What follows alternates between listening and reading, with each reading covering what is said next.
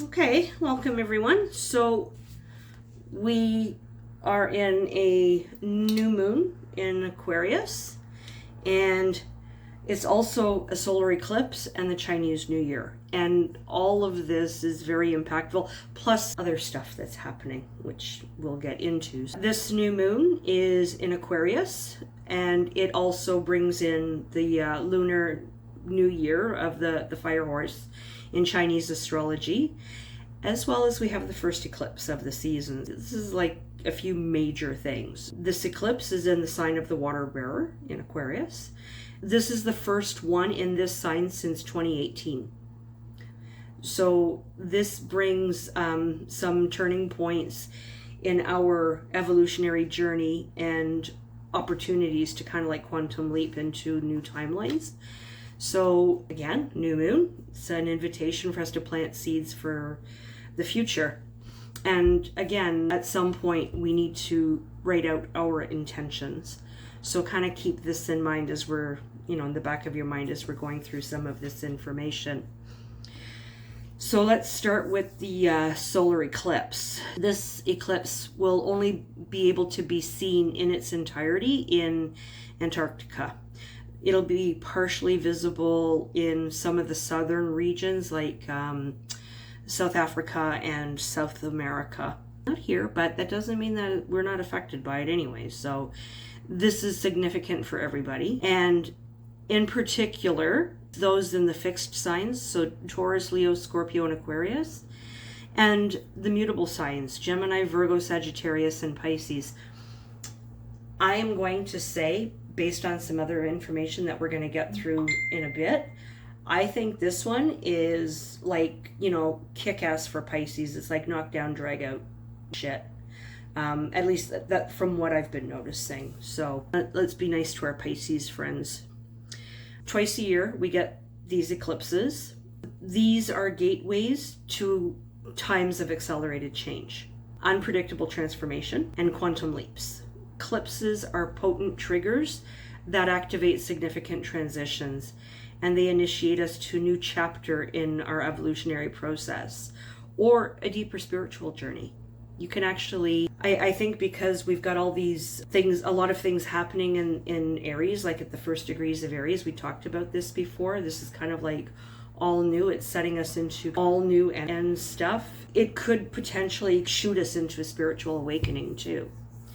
But anyways, this eclipse also, it makes us feel like the urgency, that there is an urgency to grow and evolve. Like it's like an immediate urgency to do this. And I am seeing this. I think probably a lot of other people are too, but it's almost like we feel something's coming. We know it's coming. We have to do something about it, but we can't. So there's, I think, a sense of a lot of us feel like we have no control. And technically, we really don't. We can only control ourselves. It's also something we need to remember.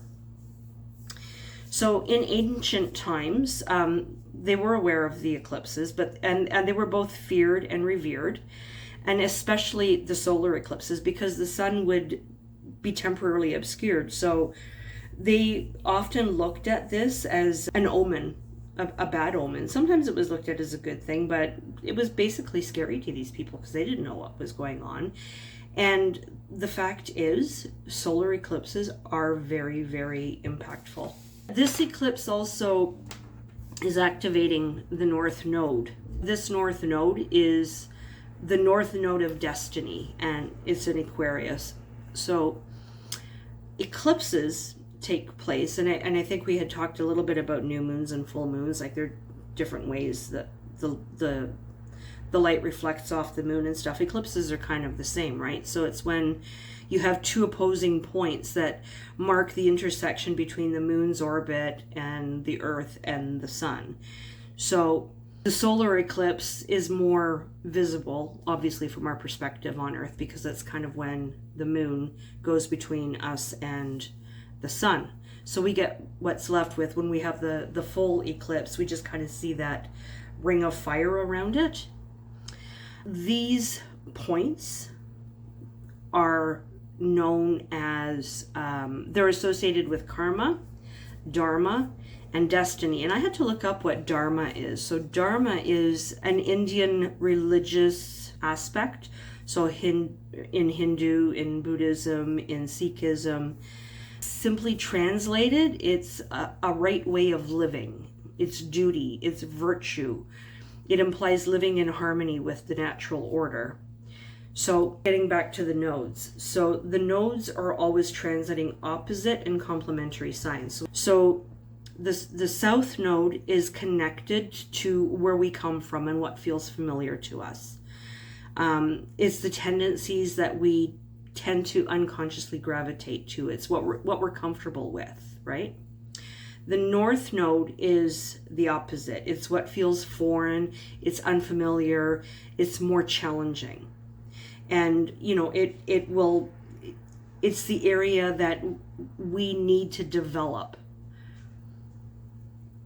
If you know anything about your birth chart, these are in the birth charts too. So, and if you look at the chart, because it's a pie, the north node is here, the south node is directly opposite it. So whatever sign that's in, so we'll use my Capricorn. The opposite of Capricorn is Cancer. So my north node is in Cancer. I'm comfortable being my north node is in Capricorn. I'm comfortable being a Capricorn. It's natural to me. I've got all the characteristics and stuff. It's great. You know, they're the worker bees of the zodiac. The opposite sign is Cancer, so that's my south node. That's the side or the sign that's all about family and relationships. They are opposite things. I'm much more comfortable being in a work environment than being in a home environment. Me personally, there's a lot of truth to that because I've always felt more in control at work and more comfortable at work because I know where I stand, I know what I'm doing. In my world, I don't know, being a parent was trial and error, you know, running a house was trial and error. It's not like being in a business or something. But then you've got people that are Cancer, they're much more comfortable at home. They would rather be home and deal with the home stuff than have to deal with the work stuff because their opposite is going to be the Capricorn. So that's a little bit about what the north and south nodes are. So this node right now is in the early degrees of Pisces. And I think that's why a lot of things are activated right now. So, and that's been since January of last year. So it has been asking us, because that north node, it's been wanting us to learn how to surrender, how to practice simply being without always doing. And now that the north node is being activated, we're being asked to release attachments like to rigid plans, to stop micromanaging life, to have more faith in divine timing and in the intelligence of change itself. So I think somebody had said, it is what it is, and what will be, will be. And this is kind of like what we're being forced to acquiesce to. So that's the learning of this particular structure. So this eclipse with this north node will affect us and will unfold for about 6 months. So right now, being in Aquarius, it is also encouraging us to venture into uncharted territory. So whatever we begin now could have more significant and long-lasting impact than we expect. And again, I think a lot of this is because a lot of these signs are all in Aries. We're kind of in energies that are brand new. We don't know what to expect. And this is sort of like, this is all pushing us into this. And there's more. So we have the impact of Uranus. So eclipses are already unpredictable by design. And particularly when they happen like in a sign like in Aquarius. And Uranus is the modern ruler of Aquarius. So that kind of takes it to a whole new level. We're in Aquarius. And because Uranus is its ruler, it takes us kind of like to the extreme.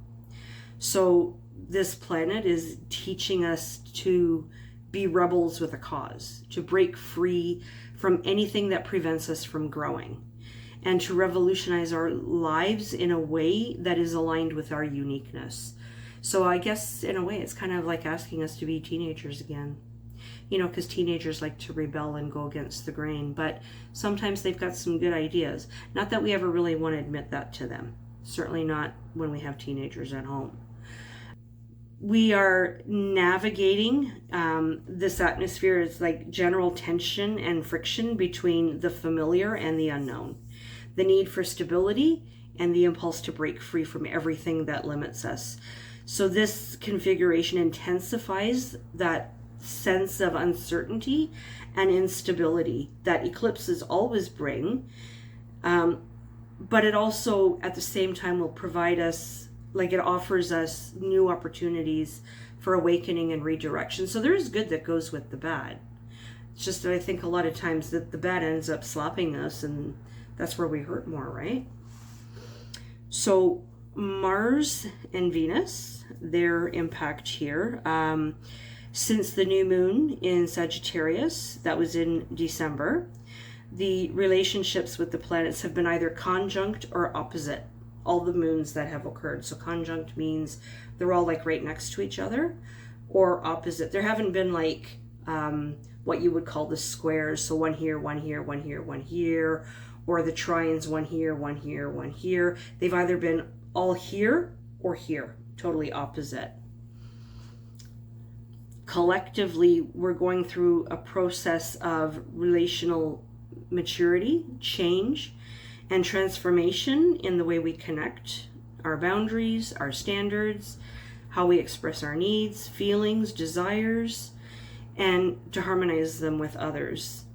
So Mars being conjunct the sun, so it's in the same sign, and the moon invites us to take intentional and courageous action in alignment with our evolving values and desires.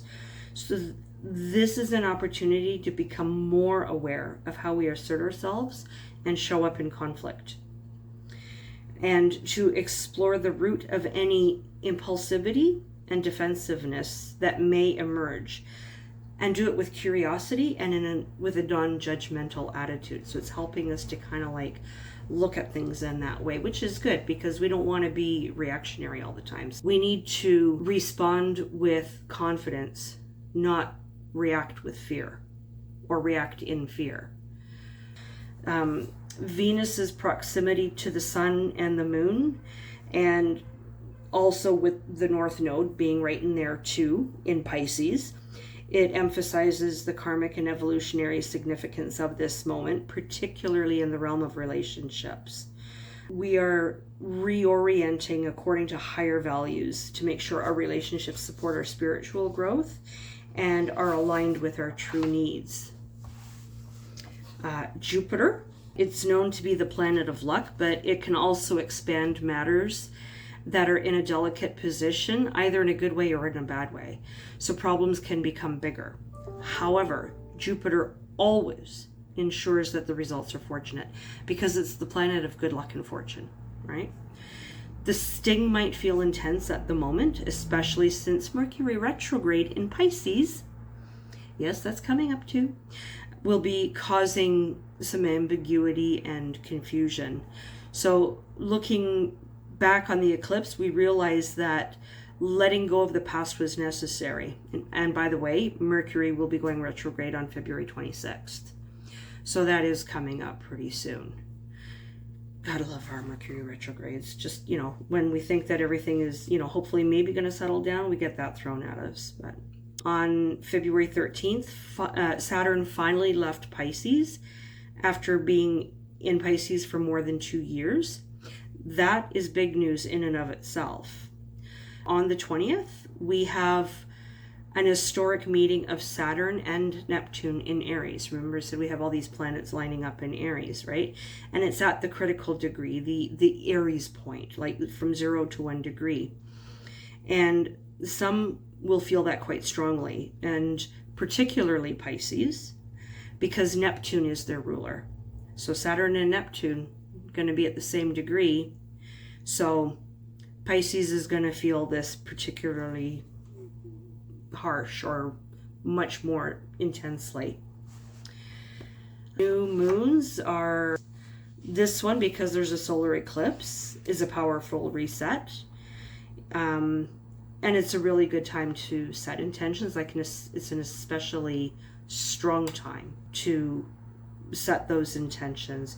So we need to plant seeds around this, and the intentions we set need to be open-ended. So I am financially abundant, not I have $1 million in the bank. Don't be specific, just leave it open-ended.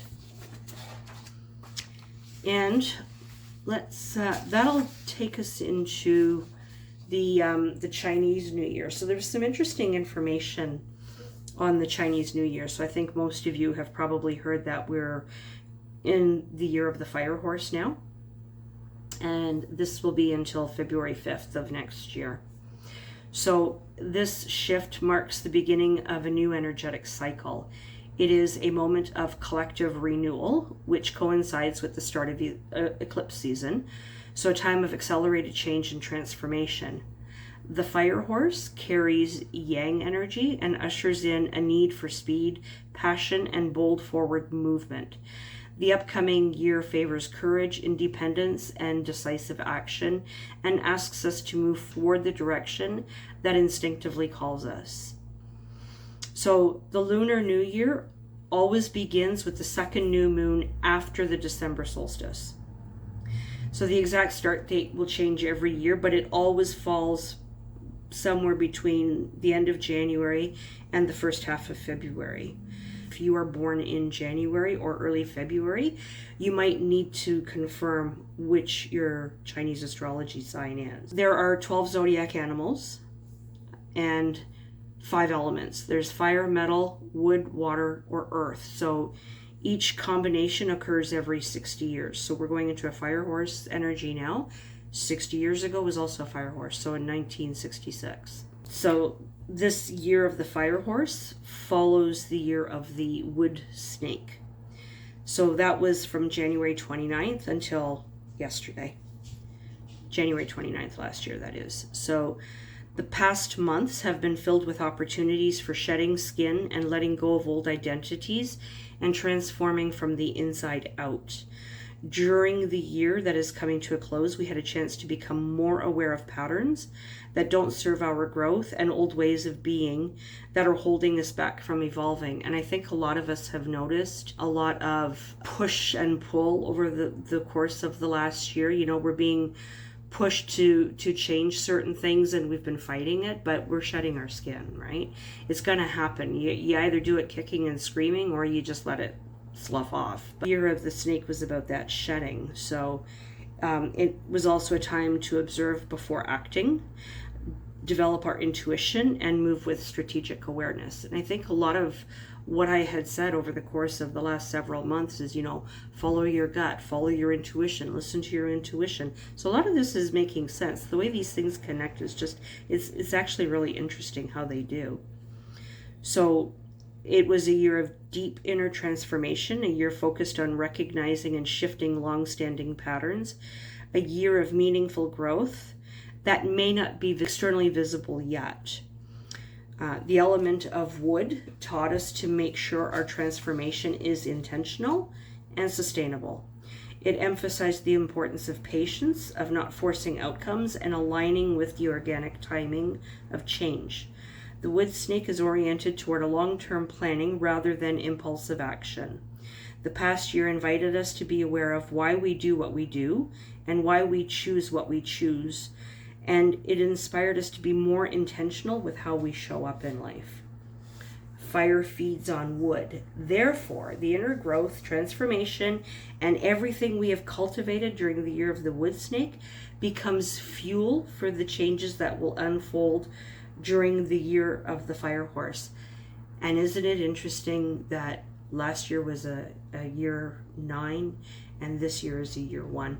So as we move into the Lunar New Year, we experience a strong energetic shift that propels us towards forward before we even realize what's happening, beginning with the powerful new moon solar eclipse in Aquarius. The year of the fire horse brings strong momentum and an invitation to take action, to move, to initiate, and to dare to explore unconventional paths and directions. The element of fire amplifies the bold, driven energy of the horse. The fire horse thrives on risk-taking, immediacy, and following instinct without second guessing. The fire horse is about cultivating courage and moving toward independence and spontaneous self-expression.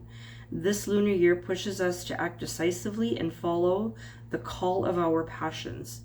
Throughout the upcoming months, we may feel a strong need for freedom, and we will be drawn to take leaps of faith and move forward what feels alive and meaningful. Recklessness and scattering of our energy are potential risks of this combination of energies, one that asks us to nurture the wild inner fire and our desire for expansion without burning ourselves out or burning everything around us. So remember, fire can get out of control too, right? So it's interesting to note that the fire element has been gaining prominence also according to Western astrology. So Saturn and Neptune recently entered Aries, where they will remain respectively until 2028 and 2039. Also, Jupiter will move from Cancer to Leo on June 30th and will remain there for 12 months. The movement of 3 planets from water to fire signs reflects an acceleration of the general pace of events, more forward momentum, and more action-oriented energy. All of these shifts invite us into a maturation process relative to how we relate to our desire and instinct. They challenge us to become aware of the place from which we act or react and ask us to nurture our inner flame responsibly. The year of the fire horse is a time to cultivate discernment and self-mastery alongside courage.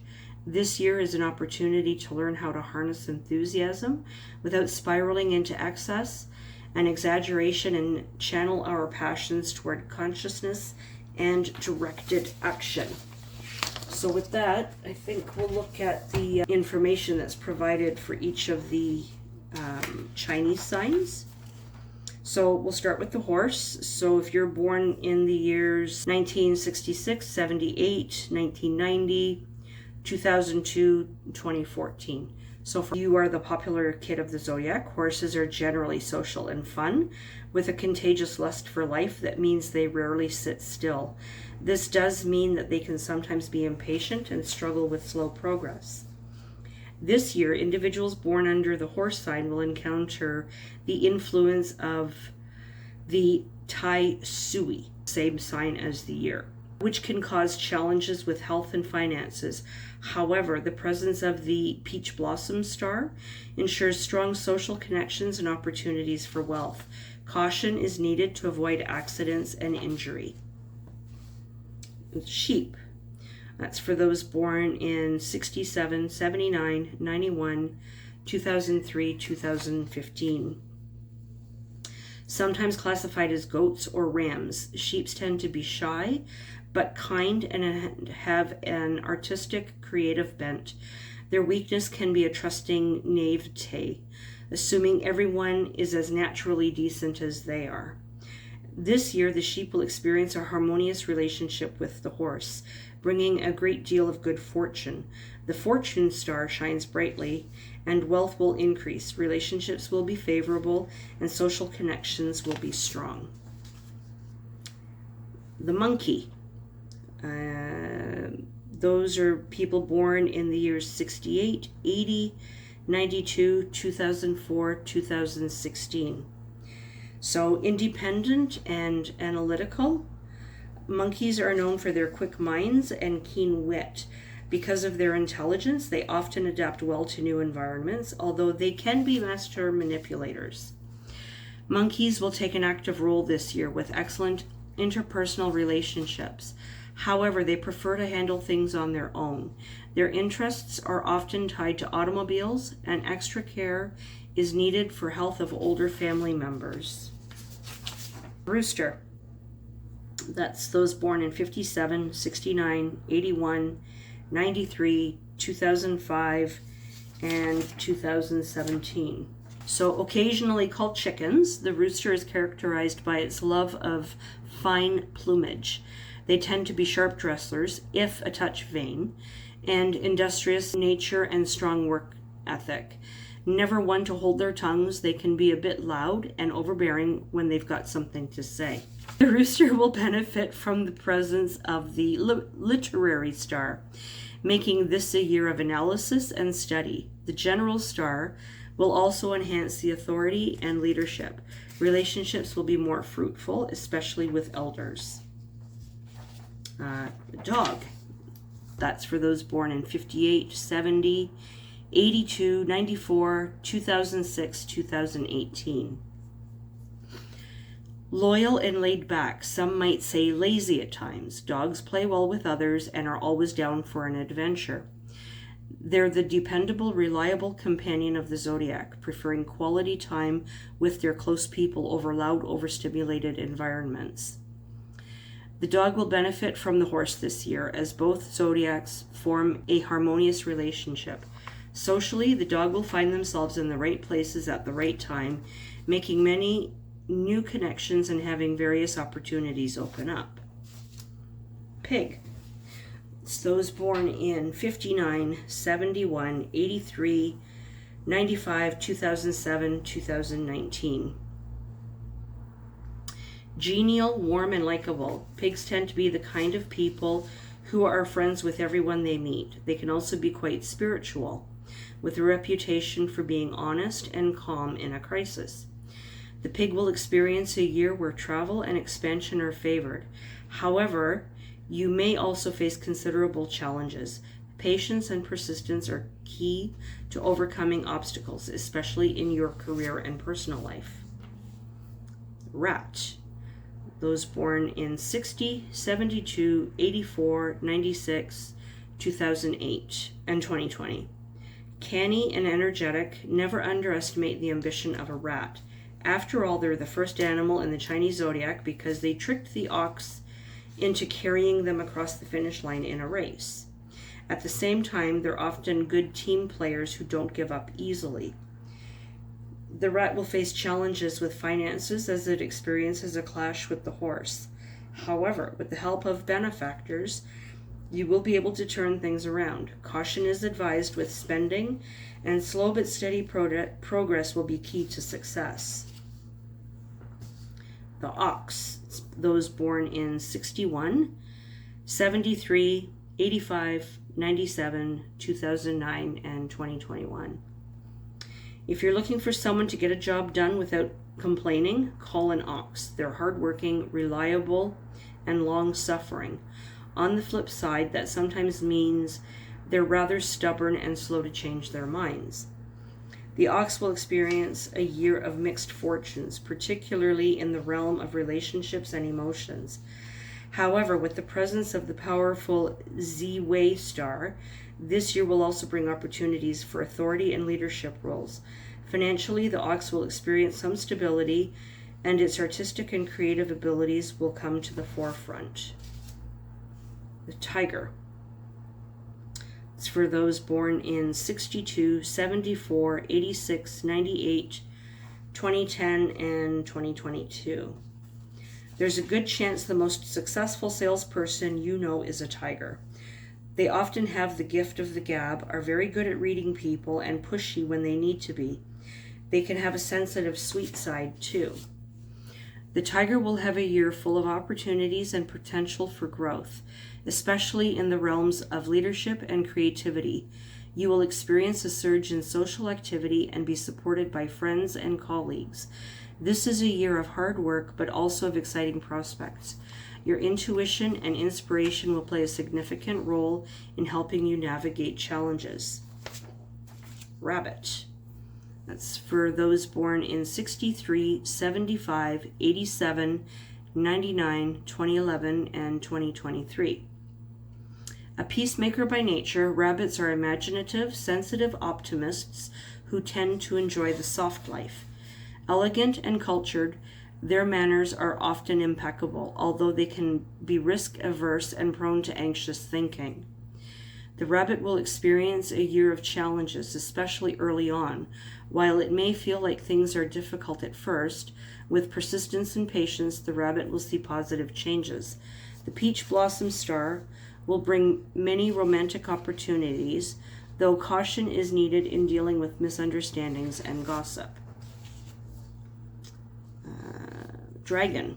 It's for those born in 52, 64, 76, 88, 2000, 2012, and 2024. Naturally charismatic and passionate, dragons tend to make excellent leaders, while their creative side often means they're a bit quirky too. Their natural confidence, however, can sometimes cross into arrogance. 2026 will be a year of mixed fortunes for those born in the year of the dragon, as it enjoys a favorable relationship with the horse.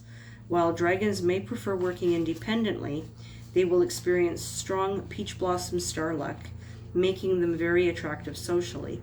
This year also brings an increased spiritual energy, but caution is needed to avoid accidents or injuries. Snake. It's for those born in 53, 65, 77, 89, 2001, 2013, and last year, 2025. Never cross a snake. They're usually very clever, move in silence, and single-minded when it comes to getting what they want.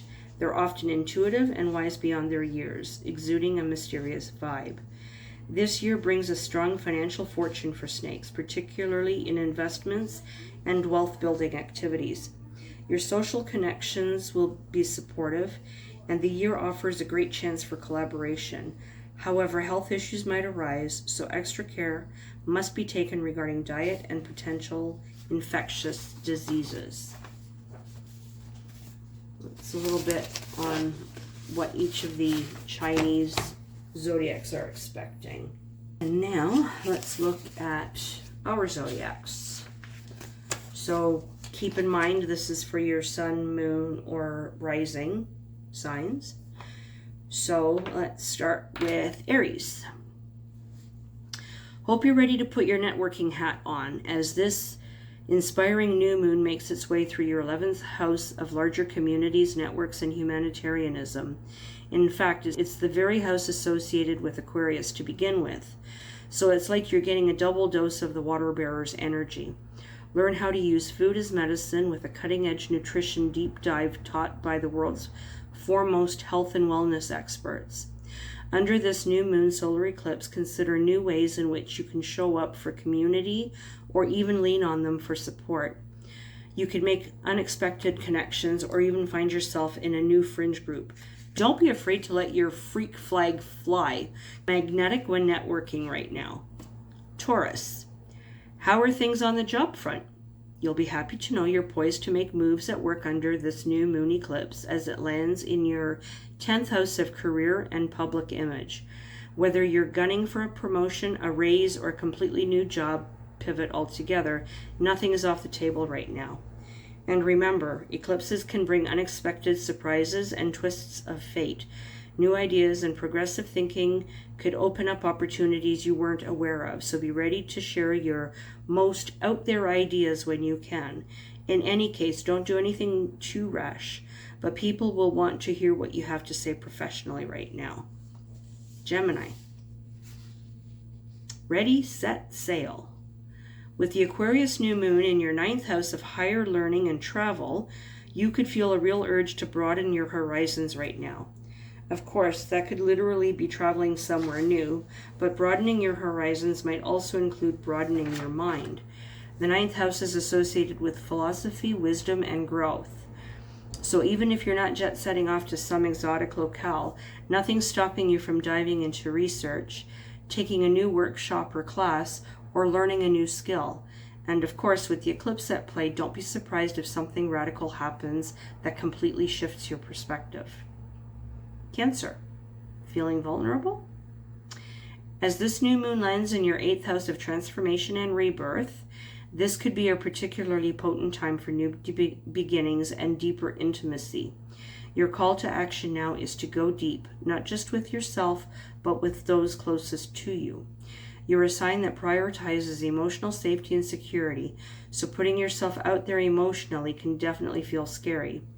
but the Aquarian influence of this new moon is encouraging you to try something different and break new ground.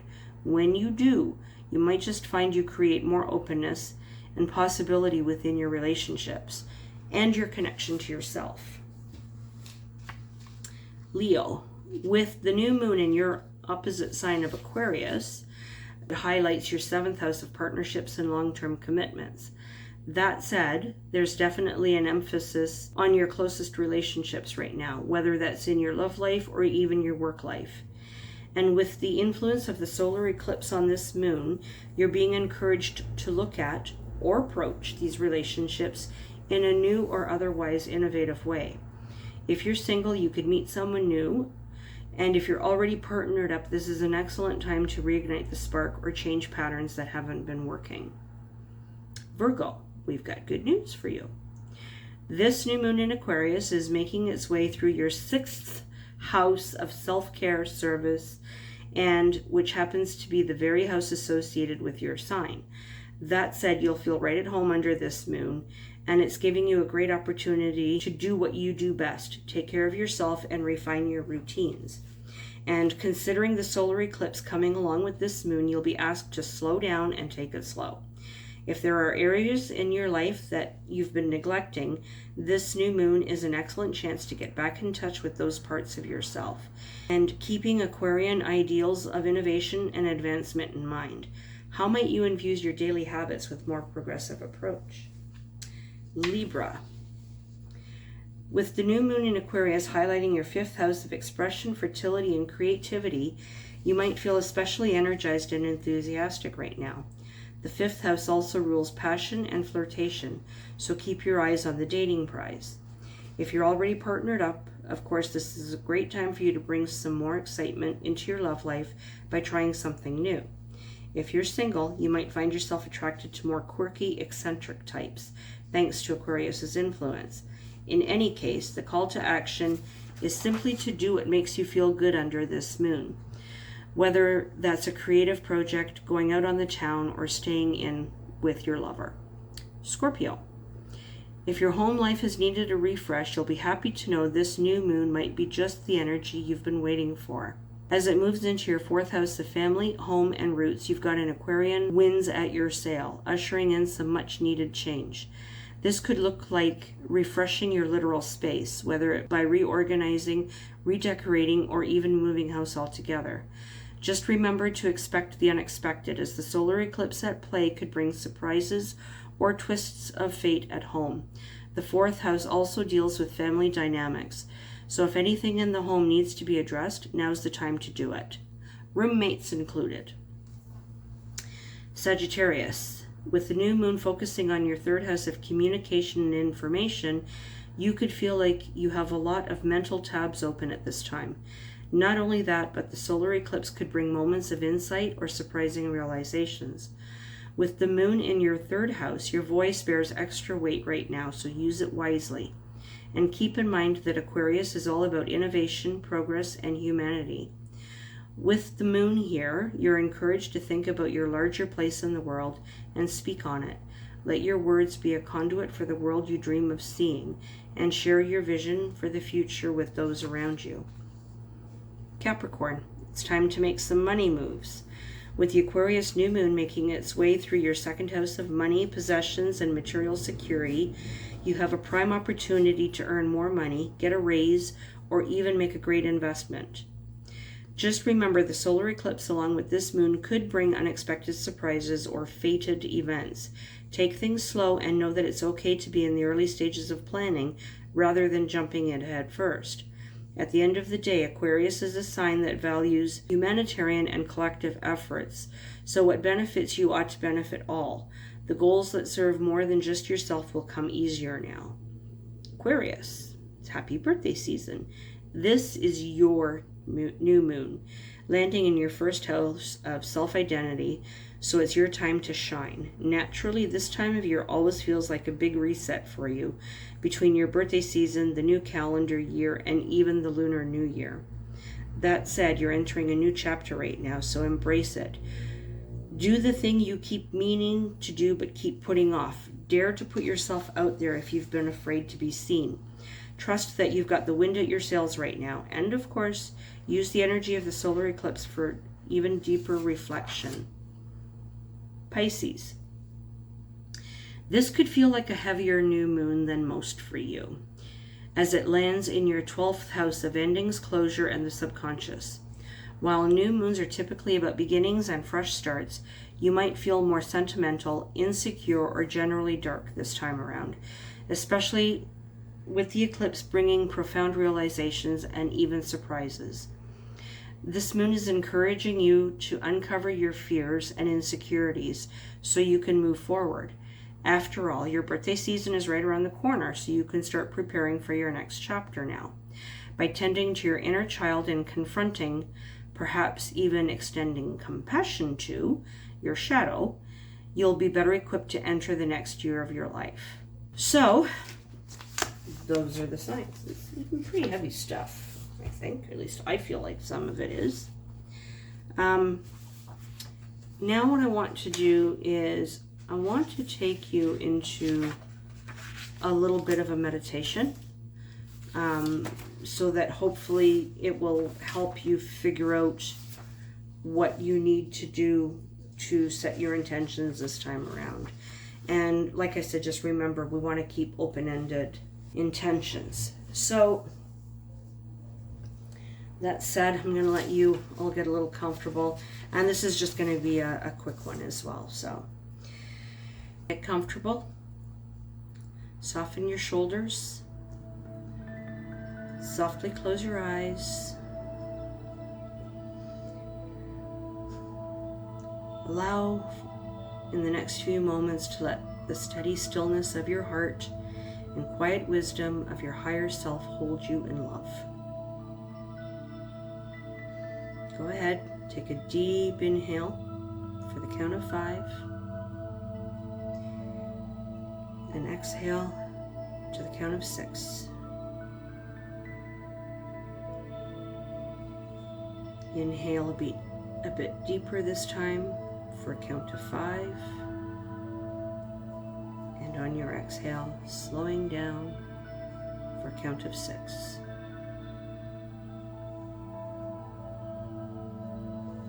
As you begin your next inhale, envision your breath warmly and brightly spreading and flowing throughout the parts of you that still might feel a little sleepy, a little tight, or a little low.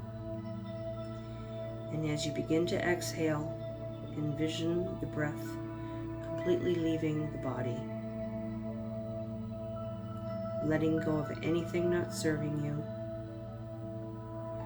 creating more space for light and more love.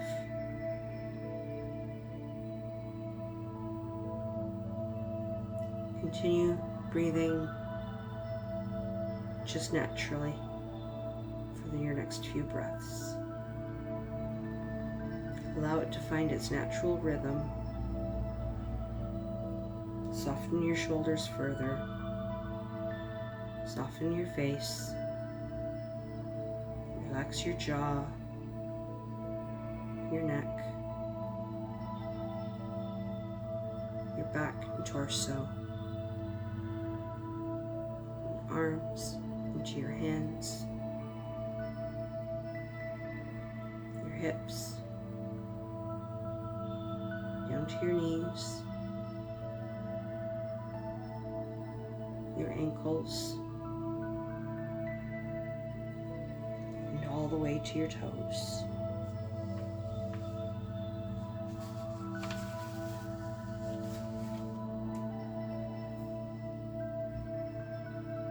Now bring your mind to your safe space,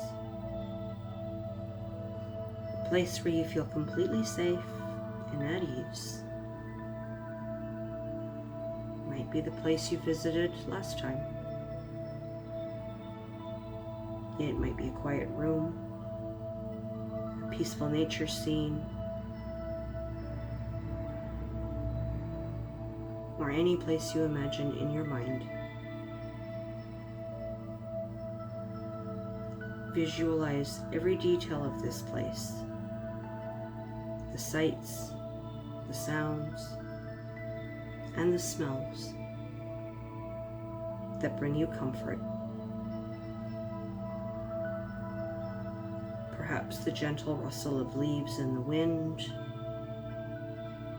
the warmth of the sunlight on your skin,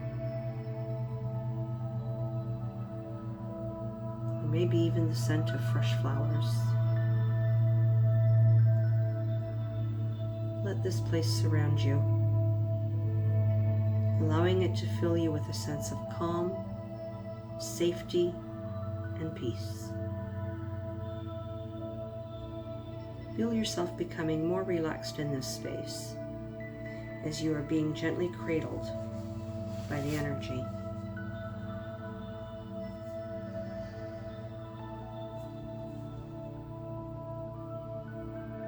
While you're here, I want you to go back to a happy time in your life. It might be a time when you were very young. It might be during a significant time in your life. Maybe a milestone you reached. A goal you achieved. Whatever the case may be, go back to that happy spot in your life and remember how you felt.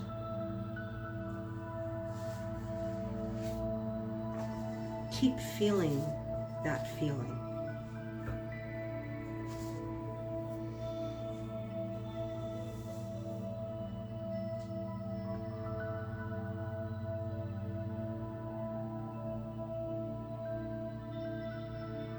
While you're in this space,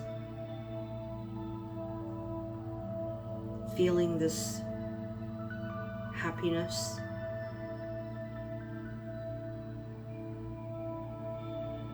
I want you to think about the intentions you want to set.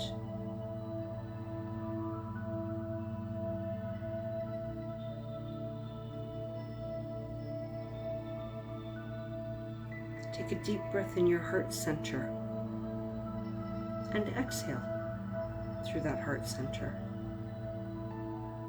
Ask your inner wisdom, or your higher self,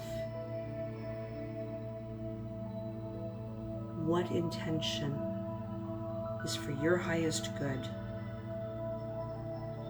and that will allow you to connect powerfully and to lead with grace and love fully.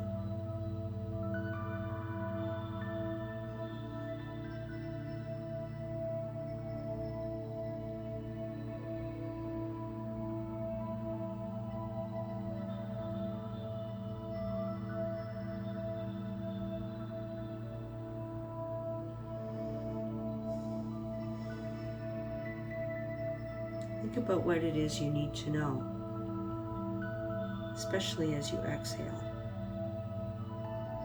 Feel the answers settle in.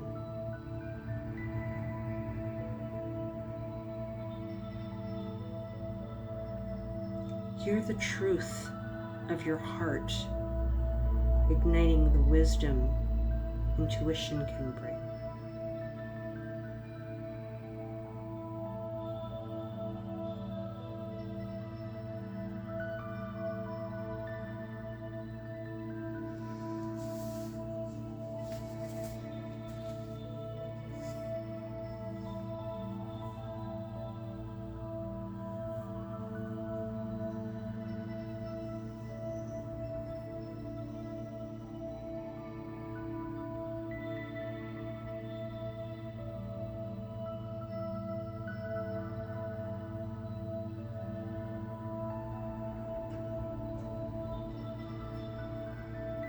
As we get to the end of our meditation, feel the weight of your body in your seat, holding you and grounding you, right where you should be.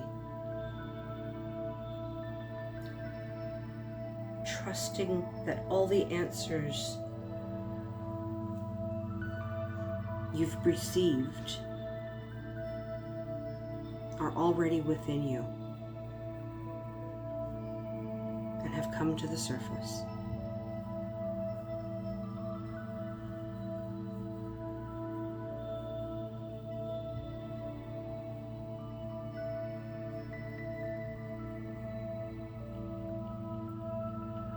Begin to move your hands, your fingers, your toes. Deepen your breath. Feel the space around you, the ground underneath you. Take a moment to offer gratitude for the opportunity of stillness and self-care and love. Thank your body. Thank your mind. Thank your heart.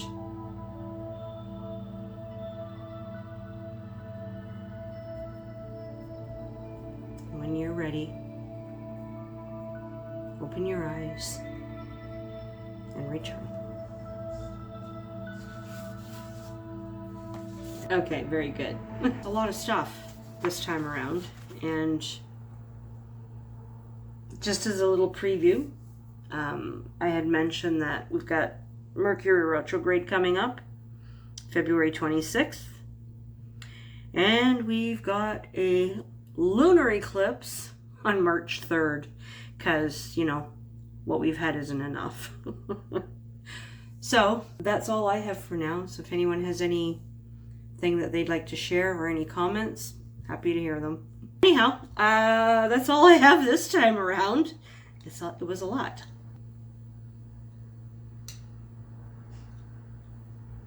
Thank you. Don't forget to write out your intentions, no more than 10, open-ended. Next one, I think it is March 3rd, which is also a Tuesday. So I think we'll just meet that day, if that works for everyone. We'll see you then. Have a good night. Bye.